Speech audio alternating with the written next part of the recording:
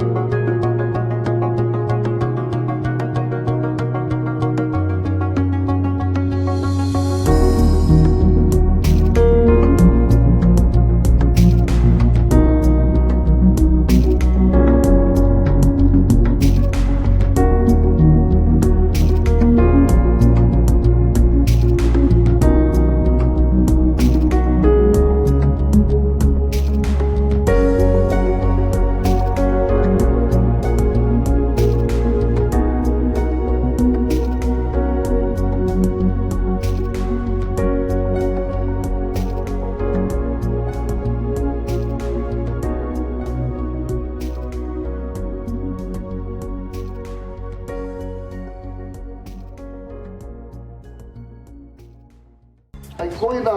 ꯗ꯭ꯔꯒꯀꯤꯗꯦꯅ ꯁꯦꯝꯈꯤꯕ ꯀꯃꯤꯇꯤꯗꯨꯅ ꯁꯦꯝꯈꯤꯕ ꯃꯇꯨꯡꯗ ꯍꯧꯖꯤꯛꯐꯥꯎ ꯗ꯭ꯔꯒ ꯑꯃ ꯐꯥꯗ꯭ꯔꯤꯑꯕ ꯉꯔꯥꯡ ꯅꯍꯥꯟꯗꯕꯨ ꯇꯦꯔꯥꯈꯣꯡꯗ ꯌꯧ ꯐꯥꯔꯦ ꯄꯨꯂꯤꯁꯅ ꯀꯃꯥꯟꯗꯣꯅ ꯀꯥꯏꯗ꯭ꯔꯣ ꯑꯩꯈꯣꯏ ꯁꯦꯝꯃꯨꯕꯩ ꯀꯩ ꯀꯥꯟꯅꯒꯦ ꯑꯃꯨꯛꯇꯗꯤ ꯐꯥꯔꯧꯗꯅ ꯅꯣꯏꯁꯨ ꯃꯅꯥ ꯄꯤꯒꯦ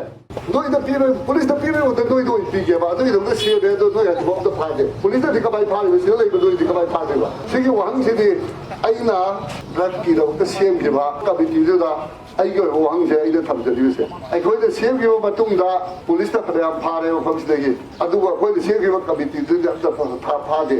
ꯑꯗꯨꯅ ꯇꯥꯛꯄꯗꯤ ꯑꯩꯈꯣꯏꯒꯤ ꯚꯥꯔꯠꯁꯤꯗ ꯃꯤꯆꯪ ꯃꯤꯈꯥ ꯅꯥꯏꯕ ꯄꯣꯠ ꯑꯃ ꯂꯩꯔꯦ ꯍꯥꯏꯕꯁꯦ ꯃꯤꯅ ꯎꯍꯟꯕꯤ ꯍꯥꯏꯕꯗꯨꯅꯤ ꯑꯩꯅ ꯊꯝꯕꯤꯈꯤꯕ ꯋꯥꯐꯝꯁꯦ ꯃꯗꯨꯅ ꯃꯗꯨ ꯎꯗꯅꯕ ꯃꯤꯌꯥꯝꯅ ꯅꯣꯏꯅ ꯂꯥꯟꯅ ꯂꯧꯔꯤꯕꯗꯣ ꯂꯧꯗꯅꯕ ꯑꯗ ꯀꯃꯤꯇꯤꯗꯁꯨ ꯊꯃꯣꯏ ꯁꯦꯡꯅ ꯍꯟꯗꯛꯇꯤ ꯄꯨꯂꯤꯁꯇ ꯐꯥꯗ꯭ꯔꯤꯉꯩꯗ ꯅꯣꯏꯅ ꯍꯥꯟꯅ ꯐꯥꯅꯅꯕ ꯍꯣꯠꯅꯕꯤꯌꯨ ꯍꯥꯏꯕꯁꯤꯅꯤ ꯑꯩꯒꯤ ꯁꯥꯏꯠꯇꯒꯤ ꯇꯧꯖꯅꯤꯡꯉꯤꯕ ꯋꯥꯐꯝꯁꯦ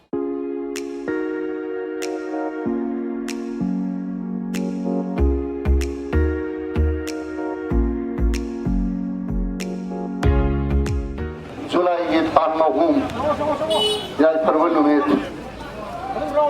Moirang Kendra Aputba Nu Kemkana Sindi Duna Ai Samak Suyauna Amadi Moirang Kendra Tabiriba or police officer SDPO or Suyauna Amadi Moirang Kendra Labor Club Organization Putamakna Nasi War of Trucky Matanda other Truxigi against the left of Yadeva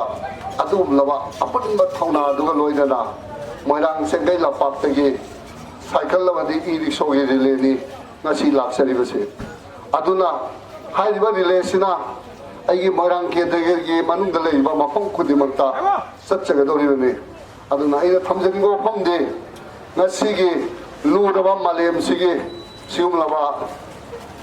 Drakki Bayokta Lepa Asimlava Matam Sangna United Nations the Law Tok to the Lava Atumlava Drakki Bayokta Lepa Dugi manung sanna ai moirang kem da datana manipuri leiba hauji hauji leiba samai sa sida yamna luba samai sa ma la aba madu isaina do manipura adaki bati pira aba matam ai khoi gi khunai se manipur khunai se mang khibe ya bagi adu lobal dura tan pham sida ai khoi pura pulu chingbi ba manipur ge honorable chief minister sidi NBD na pura maximum thing hodra badi akhoi gi manipur khunai se mut ki batare masi kan mase ai khoi gi chok thodang ni mase khoi tok tok ya da bi thau ni ai duna sidi NBD no chingba paben sida masi gi damakta war on tak haiduna khoi saksin duna ngasidi akhoi gi pikhaba khunai se malem sigi mamang da kan da ya de hai wo khal lo du ne khoi ngasi saksin jari bise adum la ma ki policy adum la war on tak tu gi policy du gi makha da ni amadi ai gi moirang ken da gi asum lo kem kan da sin dula ngasi moirang ken ni mahum khudi gutta satliwa asum lo wa relay si aduna aina make som da lebiri ba praja sing maru initiation di mai bel sing abadi sata na haru khipki wa phamda ai sarkar ghaktana sri biren lo ri thodang sigaktana sarkar ghaktana abadi khoi police sing na ai sana dai to lobo ghaktana di manipur da gi dap da pangam moi aduduna lebiri ba mama bi sing na amadi sata khunai na abadi club organization putamang na sri NBD na puthok iba war on the kind of policies da ai put on the batting function laga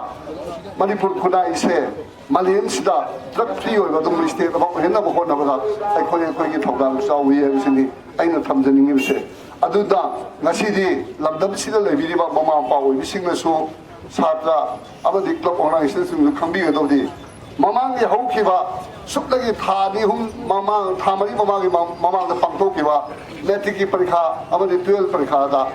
parikha thaba la pa uniform set pa ngang singna suplagi minute kuntha da ngai ba ni fu da ngai ro tam da pharmacy changaga one time use in leibagi artse kari no habe se mama pa oi bisime su ada ide ko ye club organization su tijin bi da ka roi aduna aina lamdam sida mapam sida su phambi ba pharmacy singda ai gi site gi as a local level ai gi site gi appeal tau je madi pharmacy singna su one time use in se leiba la pom tamna kala kali gi dab ta leiba la no se tung gi biro gi dab ta khandi raga na ki paisa gi khandi dana madu su thing bai ba tamno oi de ai se ina lojan gi ro pam se aduna ngasi di ai isa isu ama de dak la lon ba ai ra kha da leiba ado ngaki mahaki lang da thu ba gi mohta ai khoi pun mang na nang labana ai gi sama se mang ga dori ni nang labana ai khunai se mut ka dori na ba wa khan se punin da sapsa da thambi raga adu labal la loliba amadi dak position da ba ba di sumi ba mi sing do mado yet la ba di da khabi raga ma ku sai da to ba da nam da na phan na ro gi ta ja do ai koi pun lok da lomin da raga aduna malem sida manipura ga khunai se tat free of state ho hel si ya ro pam do ai da ngasi moirang gi ke da lai bi ba praja put bang ta ai sai ti ai tau je ba appeal se pudamak da ai khoi thodang ne na khanbi raga ai khoi tau da ya da ba ai tu gi biro gi dong da ai sai su gi dong da bas gi khong khang sida ai khoi yaw da ya da ba ai sa ma ki dai ta ne na khanbi raga pudamak na si ba nu ste yaw hin na raga moirang ke da bo manipur gi state sida da free oi ba constituency ma hen ba manipur bo malem sida drug free oi ba